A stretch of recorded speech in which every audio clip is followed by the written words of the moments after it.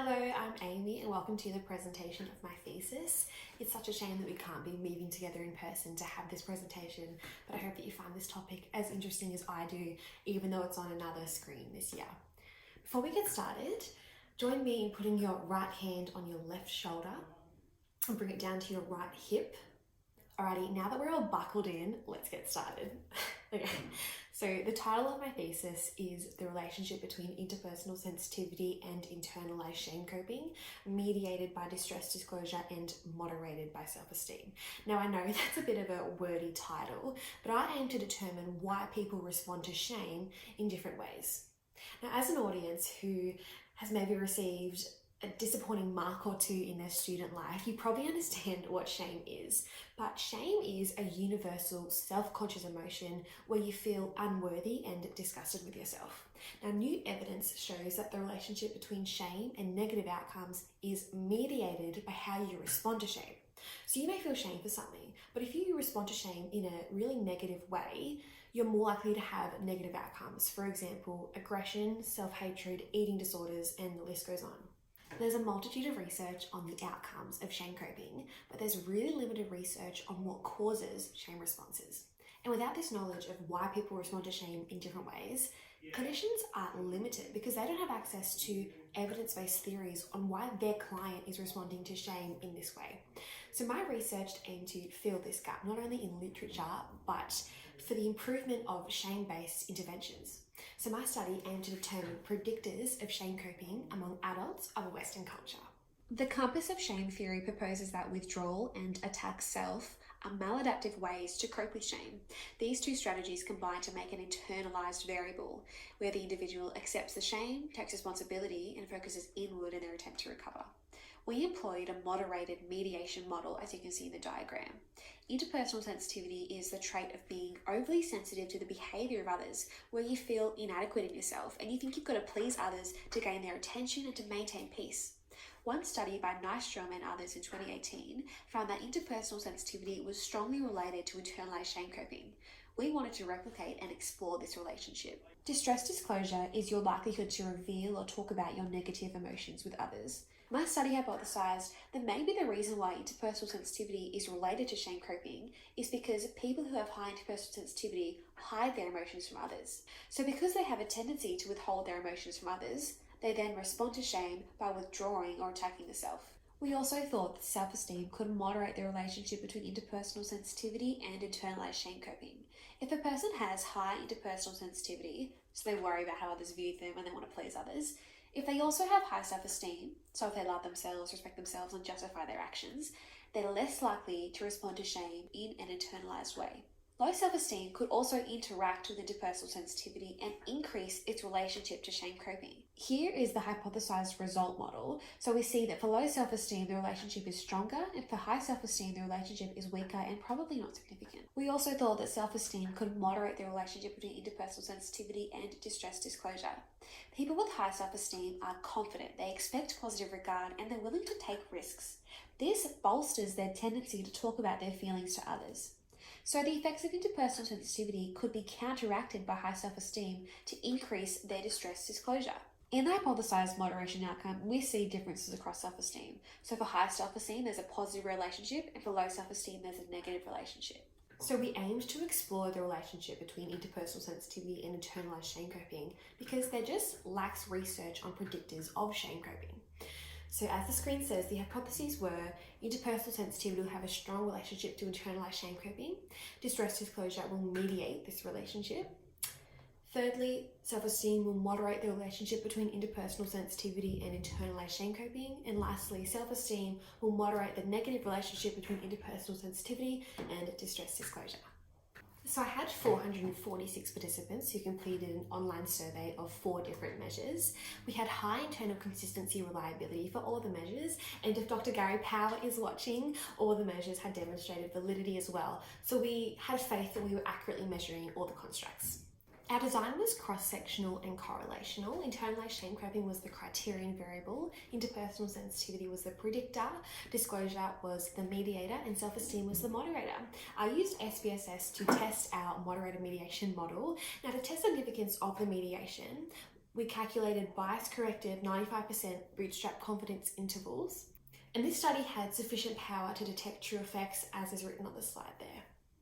So for the results, there was no missing data and all assumptions were met, yes. The table shows descriptive statistics and the correlation matrix of the variables. So the average for interpersonal sensitivity was roughly 10 points higher than the average in other studies. So we had a highly interpersonally sensitive sample compared to the population. Now, our hypothesis 1 was supported. As you can see, all correlations were significant, particularly the strong positive correlation between interpersonal sensitivity and shame coping. For the mediation analysis, as you can see, the indirect effect was significant. So we had a significant mediation. This means that some of the relationship between interpersonal sensitivity and shame coping was transmitted through distress disclosure. Hypothesis 3 was not supported. So we expected that high self-esteem would weaken the effects of interpersonal sensitivity on shame coping. And as you can see, the interaction effect was significant, but the simple SOAPs just failed to show any change across levels of self-esteem. And on that diagram, there is quite parallel lines. So we over-predicted the benefits of self-esteem and instead found that the relationship between interpersonal sensitivity and internalized shame coping is robust to changes in self-esteem. For our last moderation analysis, hypothesis 4 was supported. High self-esteem buffered the effects of interpersonal sensitivity to make people talk about their emotions more. The high self-esteem group had a significant positive relationship between interpersonal sensitivity and distress disclosure compared to the low self-esteem group that had a non-significant relationship. All hypotheses were supported except hypothesis 3 because the relationship between interpersonal sensitivity and shame coping was not moderated by self-esteem. One key finding from my study was that interpersonally sensitive people withdraw from circumstances where others see their shame or they attack themselves to appeal to the frustration and disappointment that they assume others feel.